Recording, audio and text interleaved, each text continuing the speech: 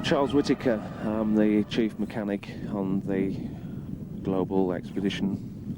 I've got two mechanics working with me, and we're looking after the three vehicles for the global expedition. I started with the expedition. They were asking for volunteers at Land Rover approximately 2 years ago, and they just wanted volunteer mechanics. So I volunteered, put my hand up, and then we went through a selection process. We started off with about 25 of us. Because of the long wait, a lot just dropped out because of the waiting period, until eventually we had a selection weekend with Ran and some of his colleagues, and myself and Granville were selected.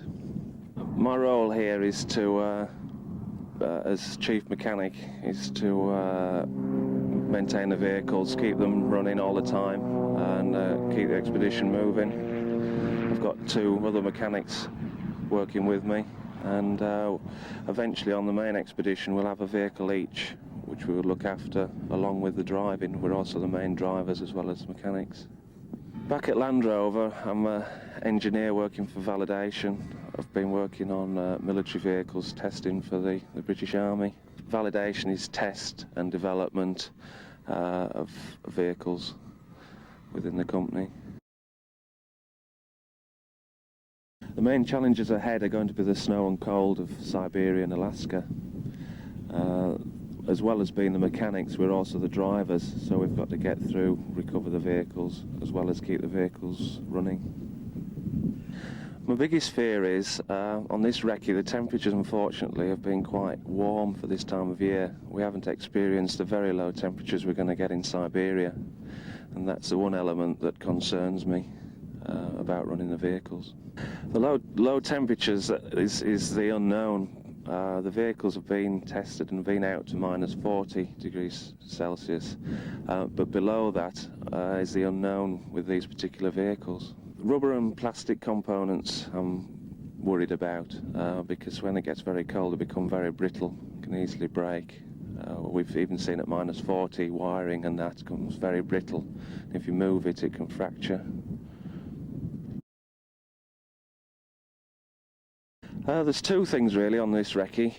The first one was going over the snow. We'd never driven on deep snow. On our first day here we proved driving half a mile from the airport that wheels wouldn't work on the snow. We needed tracks. The tracks have proved successful until we had a thaw. The second thing was a pontoon, which we didn't know how we were going to move it about, but it proved that we can tow it on the ice and snow. And also we've now launched it and actually gone out into the Bering Sea, and I was pleased with the way that went. It was a lot easier than I was expecting.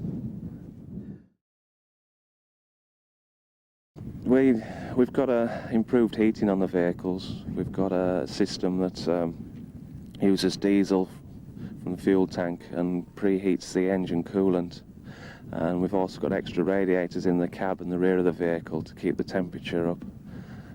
This has proved very successful. It enables us to start the vehicle from -40 from cold with this extra heater. The mat tracks we've found are very, very good to drive over the snow, but have proved very unreliable. We're on our second set of tracks. We've had some major repairs to do. We've broken sprockets and wheels and had to repair them. We've only completed 200 miles on the first set. We've had a main drive sprocket break. We've had an idler break off. We've needed to do welding repairs to the torque reaction bars on the mat tracks.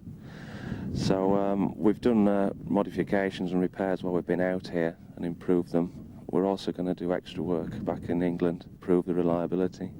When we first arrived in Wales, we were trying to find the limitations of the tracks. We tried climbing what slopes they'd climb, and the trouble is when they fail on the climb and try and reverse off, they go under the crust of the snow and into the powder snow. We've had the vehicle stuck in 3 or 4 feet of snow trying to reverse out. Failures we've had with the mat tracks, we've had the main drive sprocket here actually break off and it dropped the front of the vehicle onto the road. These idlers have also proved to be a problem. We've had a spindle break when we went on a trip to Teller. We've also had the bearings fail inside the idlers. There's also a reaction bar that's actually hidden behind here that stops the whole track from rotating round like a triangular wheel. We've had a lot of problems with those brackets breaking up. We've had to re-weld them, particularly on the back. We've had to strengthen them up to stop them turning round. But I think we're getting there. I think we've got a set now that's going to stand up to more mileage.